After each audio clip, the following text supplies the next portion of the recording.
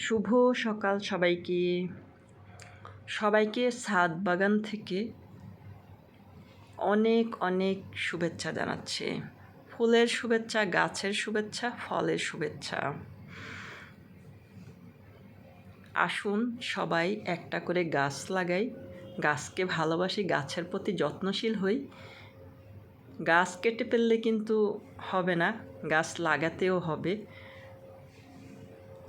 আজকে আমাদের এই ওয়েদারের জন্য কিন্তু আমরা নিজেরাই দায়ী, কারণ গাছ কমে যাচ্ছে, বাড়িঘর উঠছে অনেক বেশি, ঘনবসতি, অনেক মানুষ, ছোট্ট দেশ। তাই আসুন সবাই নিজের জায়গা থেকে সবাই একটা করে গাছ লাগাই। হ্যালো, আসসালামু আলাইকুম। কেমন আছেন সবাই? আলহামদুলিল্লাহ আমি ভালো আছি। আশা করি দেশে প্রবাসী যে যেখান থেকে দেখছেন সবাই অনেক বেশি ভালো আছেন, সুস্থ আছেন, সেফ আছেন।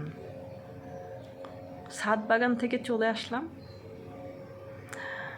তারপরেই নাস্তা করব। এখন নাস্তার জন্য এখানে রেডি করেছি, দুধ চা করে নিয়েছি, তারপরে রুটি বানিয়ে নিয়েছি, ডেজার্ট ছিল, ঝুর আর ডিম ভাজি করে নিয়েছি। এই তো সকালের নাস্তায় এই ছিল। এরপরে চলে আসলাম দুপুরের রান্নাবান্নায়। চুলায় ভাত বসিয়ে দিলাম, এক চুলায় ভাতটা এদিকে হচ্ছে, আর আরেক চুলায় আমি টমেটোর ঝোল রান্না করব। গরমের মধ্যে দেখবেন টমেটোর ঝোলটা কিন্তু খুব ভালো লাগে, টমেটোর টক যেটা বলি আমরা। তো আমি টমেটোর টকটাকে রেডি করে তারপরেই তো রান্না শেষে ধনিয়া পাতা দিয়ে দিলাম, আর এটাতে ফোড়ন তো দিতেই হবে। ফোড়নটা দিয়েছি আমি তেলে, শুকনো মরিচ ভেজে নিয়েছি, তারপর রসুন পেঁয়াজ দিয়ে এটাতে একটা ফোড়ন দিয়ে দিয়েছি। এটাতে তো অবশ্যই ফোড়ন দিতে হবে, না হয় কিন্তু এটা টেস্ট লাগবে না। আর এটা খেতে তো অসম্ভব মজার। আমার তো শুধু ভাতের সাথে এরকম টমেটোর টক হলে আর কিছুই লাগে না গরমের মধ্যে।